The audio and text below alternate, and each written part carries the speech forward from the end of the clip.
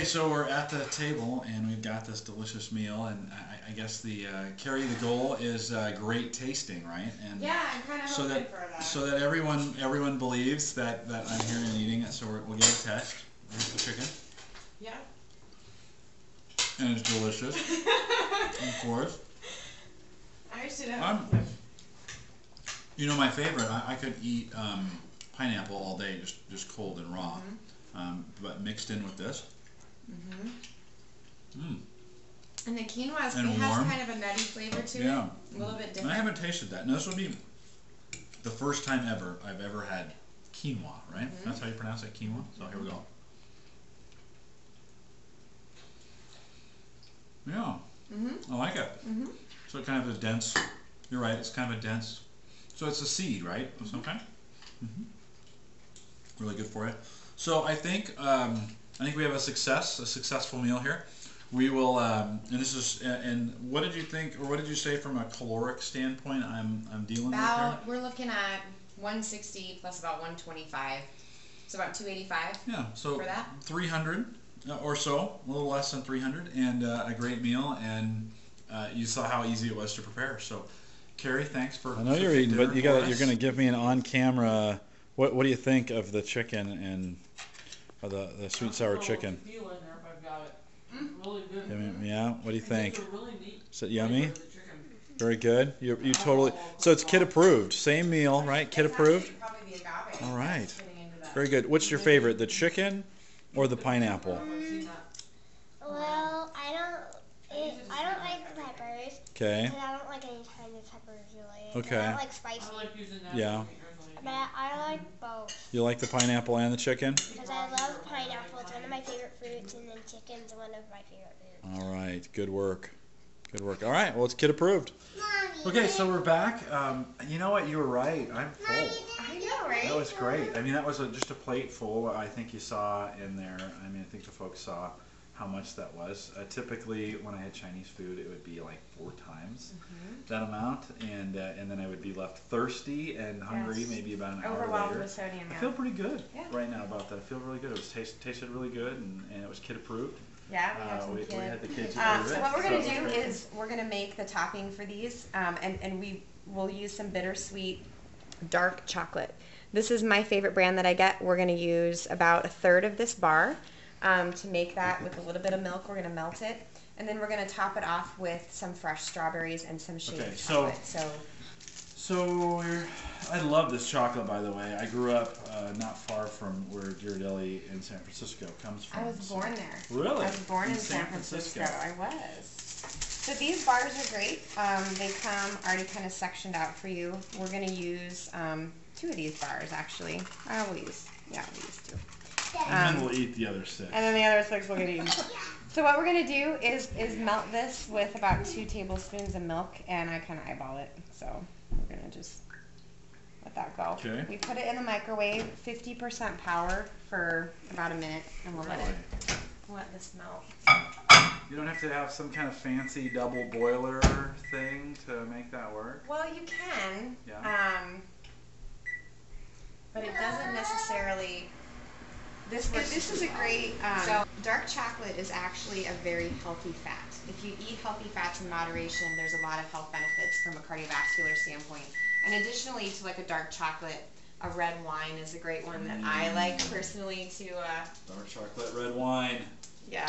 I like it. A winning combo. Although I will tell you the new word on the street is to not eat your dark chocolate with milk, because it doesn't bind the right way with your.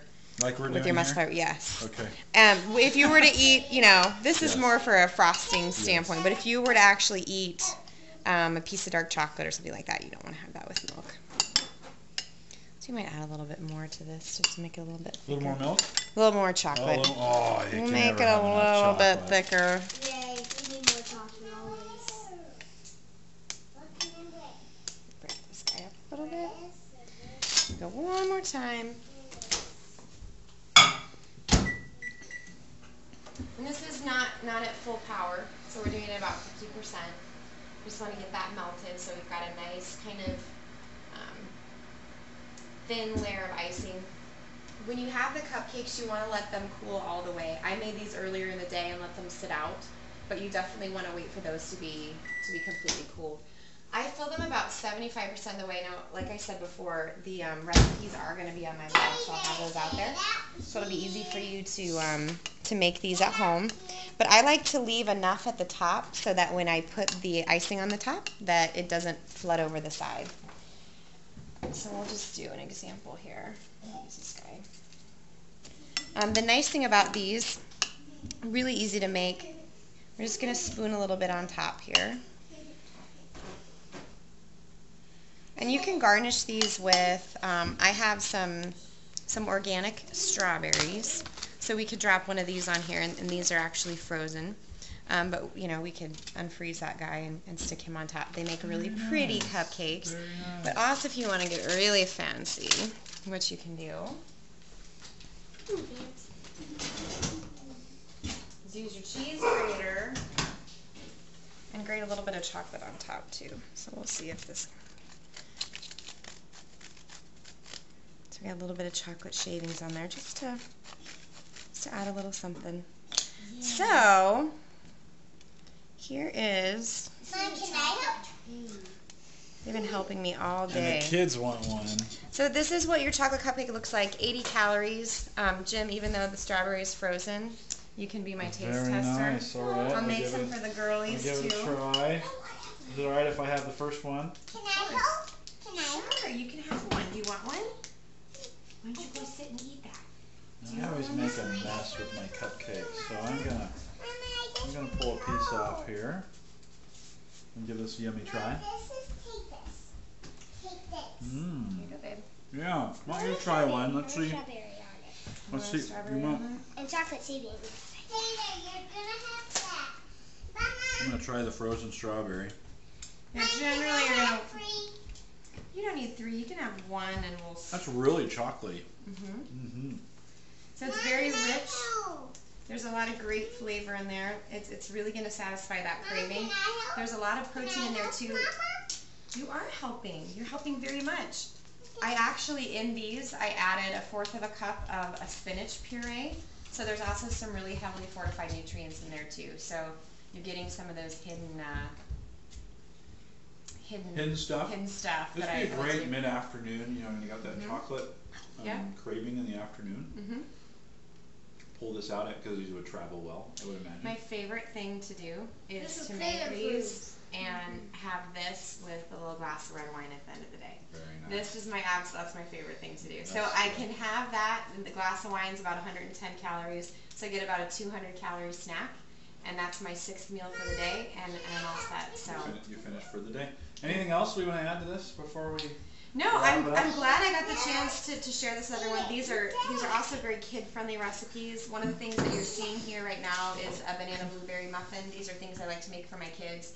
These are things that adults can appreciate from a nutritional standpoint, but also these are things that your kids are going to want to eat. Yeah, I don't see them having any problems with it. No, spinach and all, they're taking those down. So yeah, good stuff. All right, so from Carrie's house, the first ever fitness tech podcast that we did live on video.